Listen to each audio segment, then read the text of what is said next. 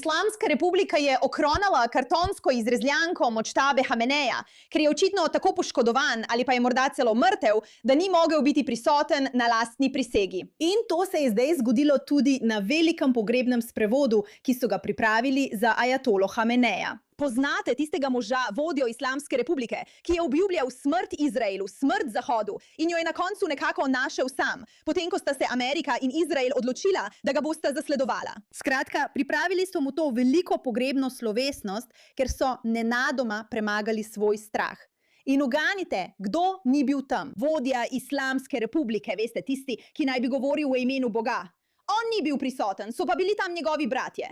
In ta dogodek, zakaj sploh govorimo o njem? No, bil je velik pont, ker so se iz nekega razloga zahodnjaki odločili, da bodo šli slaviti tega islamskega diktatorja, ki je odgovoren za smrt 100.000 ljudi. Ja, vodja terorizma na svetu, ki sta ga uspešno odstranili Združene države Amerike in Izrael. V eni izmed najbolj neverjetnih vojaških operacij vseh časov. Nekateri zahodnjaki ga slavijo, čeprav so dobesedno nič manj kot retardirani. Ne vem, kako naj to drugače opišem v tem trenutku.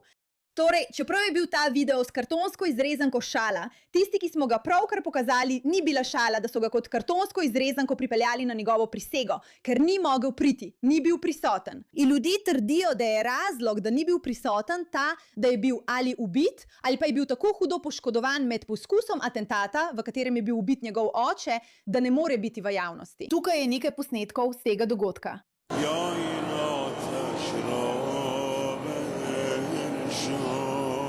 Mislim, vsi so zelo žalostni, ker očitno njihov voditelj, ki naj bi jim ga poslal Bog, v resnici ni bil izbran od Boga in so ga Izraelci in Amerika hitro in popolnoma odstranili, ko so to želeli, kaj ne? Tako danes na pogrebu v Teheranu stojijo 3 otroci pokojnega vrhovnega voditelja Irana, ajatole Hameneja, nekaj mesecev po očetovi smrti v letalskem napadu. Tveganje, da bi Izrael napadel pogreb, je bilo preveliko, da bi se njegov drugi sin, novi vrhovni voditelj Irana, Močtaba Hamenej, udeležil pogreba.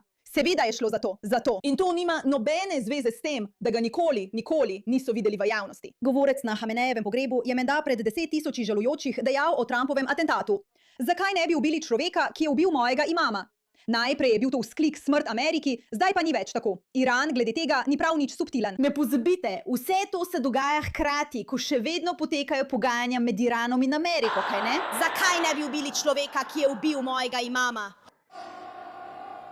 Zakaj ga ne ubiješ? V redu, torej v bistvu pravi, da moramo iti nad Trumpa. Prav? Norost. Norost. Tukaj so prizori samega pogreba. Tam je veliko ljudi. Seveda ne vemo, koliko od teh ljudi je tam zato, ker so prisiljeni ali ker podpirajo Islamsko republiko. Vemo, da je v Iranu 90 milijonov ljudi in približno 20% jih podpira Islamsko republiko. Ni jasno, ali jih dejansko imajo radi, ali so k temu prisiljeni. Torej gre za veliko milijonov ljudi. Ni presenetljivo, da se na tem pogrebu pojavi ogromno ljudi in res jih je ogromno. Ampak mene ti ljudje v Iranu, ki so prišli na ta dogodek, pravzaprav ne zanimajo. To je njihova pravica. Lahko počnejo, kar želijo. Zanimajo me zahodnjaki, ki so se pojavili tam, ker mislim, da je to nekoliko problematično. Poslušajte tole. Bil je voditelj za vse ljudi sveta v boju proti imperializmu, proti aroganci, proti sionizmu, proti genocidu. Zame je bil največji protiimperialistični voditelj v mojem življenju. Samo želim biti jasna z vami, da gre za nekdanjo sodelavko demokratke Elizabeth Warren, Kali Walsh, ki se je udeležila pogreba v Teheranu in ga razglasila za največjega voditelja svojega časa. Dobesedno, ameriška demokratka gre na pogreb islamskega terorističnega voditelja. Res ne razumem. In seveda imamo še Bushro Sheikh, to psihopatko. Poglejmo. Še ena res ključna, pomembna vloga, ki jo je imel pokojni ajatola Ali Hamenej, je bil odpor v svetu. Vidite, ko je zatiranje... Veste, terorizem. Ko rečejo odpor, mislijo na terorizem, ki ga vsi doživljate. Ja, samo da bo jasno. Proti ljudem seveda pride do odpora. In kar je s tem resnično mislil, ni bila samo stvar palestinskega ljudstva, ampak je videl nekoga, ki se je zavzel za pravičnost. Želel je, da bi bili ljudje obravnavani enakopravno. Želel je konec vojn. V bistvu je bil človek miru. Še ena resnično ključna stvar. Bil je človek miru, ki je v 2 dneh ubil 40.000 ljudi, ki so skušali protestirati proti njemu. So nori. Ti ljudje so nori. Dobesedno nori. Naj vas samo spomnim, kako nori so ti ljudje.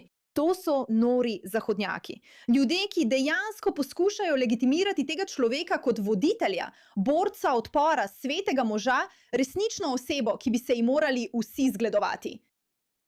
Ona je iz Anglije, ona je iz Amerike, obe sta nekako povezani z vlado.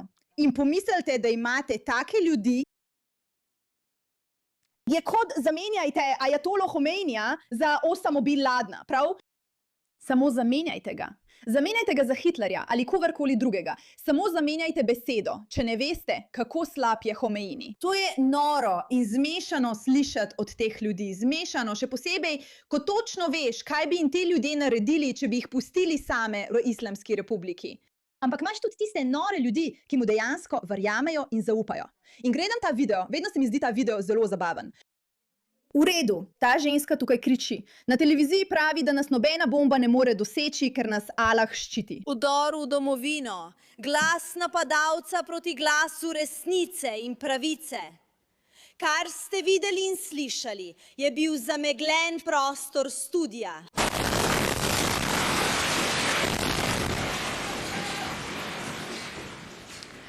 Ups! Bog je največji! Bog je največji!